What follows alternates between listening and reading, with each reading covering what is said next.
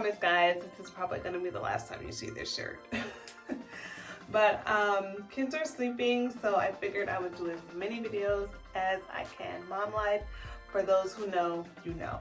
Okay, so I'm going to be adding my accessories back onto my hair. If you've watched my previous video, you know that I had my hair interlocked, and usually when I do interlock, I take out all my jewelry pieces. I did leave this string in. It didn't give her a hard time at all to interlock my root with this on, but I did have some hemp thread on the other side. It was a little bit thicker, so I just felt like it was better safe than sorry and just take it off. But I usually always have a cowrie shell right here on this particular lock. I did take it out, so I will be replacing it or putting it back in. I have my cowrie shells here, so I just wanted to show you guys the process of adding hemp thread and also adding cowrie shells to your locks. So if you're interested, stay tuned. So with the cowrie shells, I tried to look for shells that have big teeth. You see that there, like say compared to this one, where the teeth are a little bit, like especially a wide opening, especially at the top. This one, comparatively speaking, is a little smaller. This one has a really big top.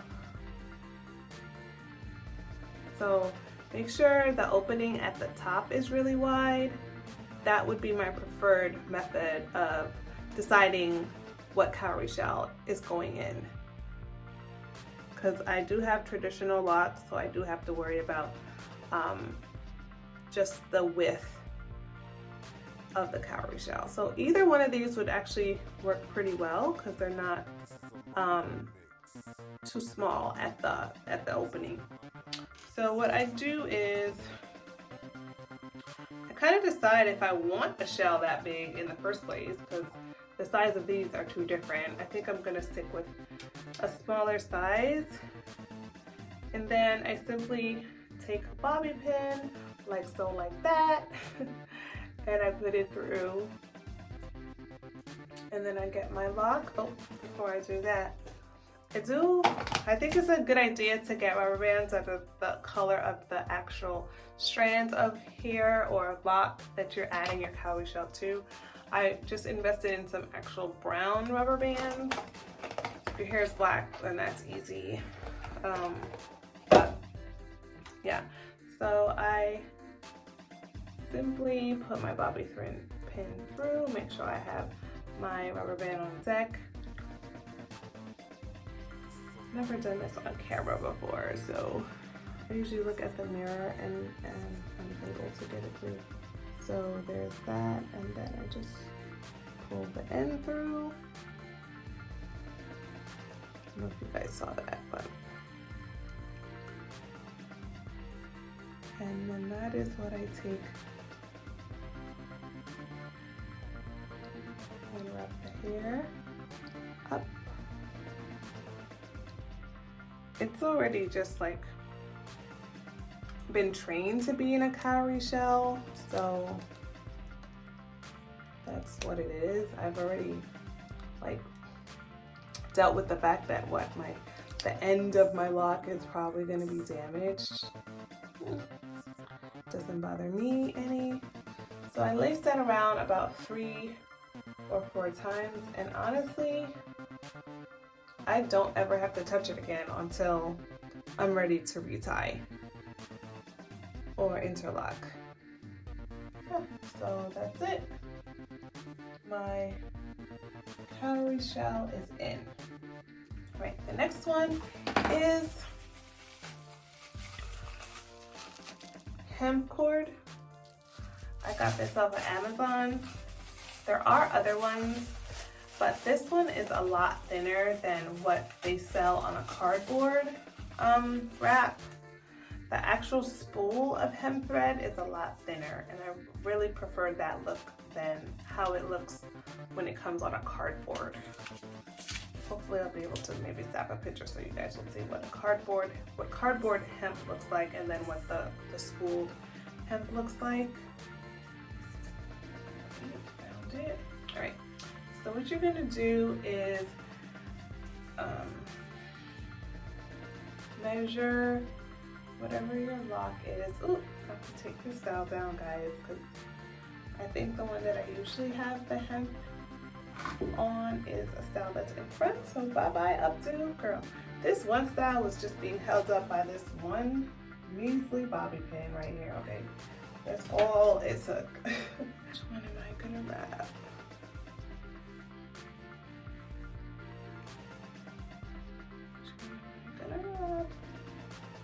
Okay, this one. I choose based on the thickness.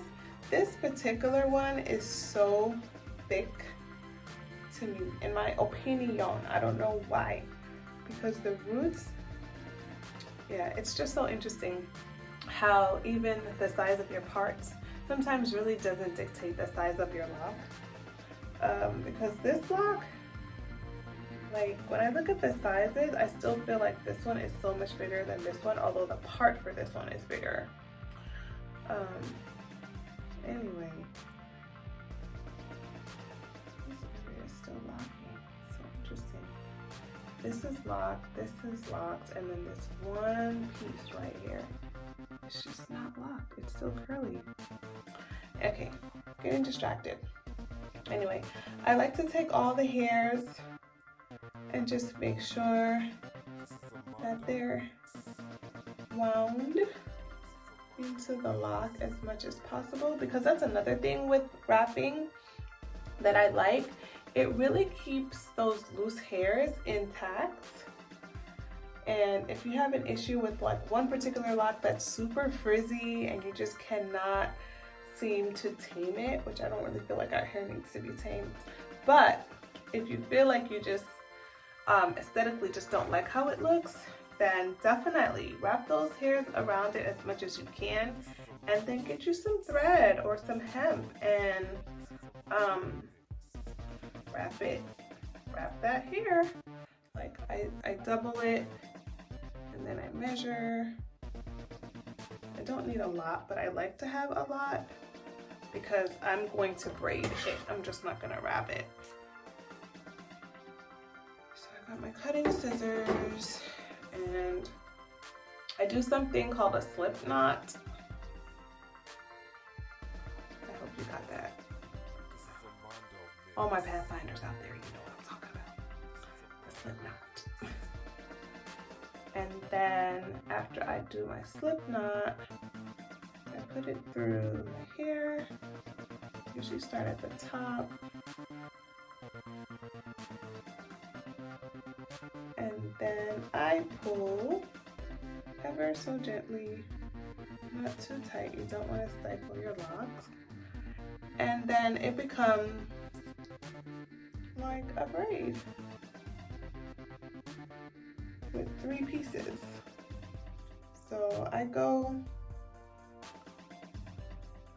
guess I kind of do like an underhand braid, but I try to stay as close together as possible, like the spacing of it, and you'll see like eventually how you want it to look. But I'm also trying to look in the mirror while I do this, guys, so forgive me. But yeah, I basically just braid.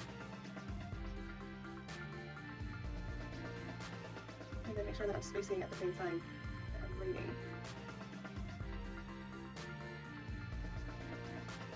Let me speed this part up so I don't keep this long for you guys.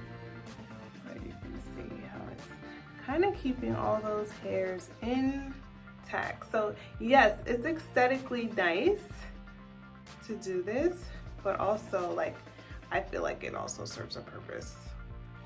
And kind of keeping my locks, this fat one at least, keeping it intact, keeping it together. Braiding, braiding, braiding.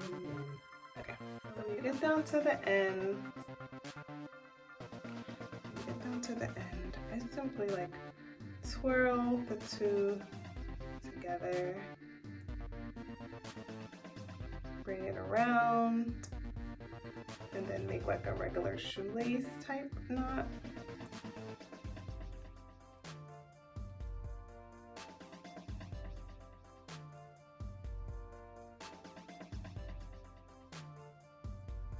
And then I do that again, another shoelace type knot.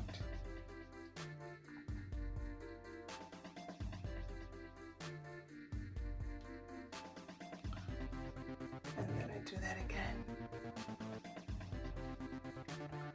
another shoelace type knot. Oops. And I wash my hair with this. I have no problems with smell or anything crazy. Hemp is just awesome for not absorbing any smell or mold or anything weird, but you can see that there. Okay, so this end here, you can just like clip it with the regular scissors. But a pro tip is definitely to use a cuticle cutter to get it as close to those knots as possible. Because I don't like this like string just sticking out like that. I prefer not to have it look like that. So I get as close as possible with the cuticle cutter. Okay, and then when I'm ready to take it out, I take the same cuticle cutter and I go like at a middle point and lift it up and unwind or unravel the whole thing. But there's that. I will be redoing my gold piece. I really don't like how I did this one. I hope this was helpful for anyone that was curious about my string or wanted to add some string to their hair. I always say you don't necessarily need color to jazz up your hair. You jazz up your locks. You can definitely use accessories of all forms, of all types to enhance your look. Oh, if anybody was curious about my gold string, guys, it's holiday string. Okay, it's holiday string, you know, the type that you just add to your gift tags and then you tie it. Yeah, it's holiday string. It's nothing special. You can get this at the dollar store. Here's the red and here's the gold. I mean, yeah, and I've kept this one in for the last 5 months and I've had no issue. But I just don't like how it looks, so I am replacing it. But I'm also thinking about going in with red somewhere in there. Do what you want. Just know you would use the same method. You can either wrap on top of each other, or you can just simply braid. All right, thanks for watching. Bye.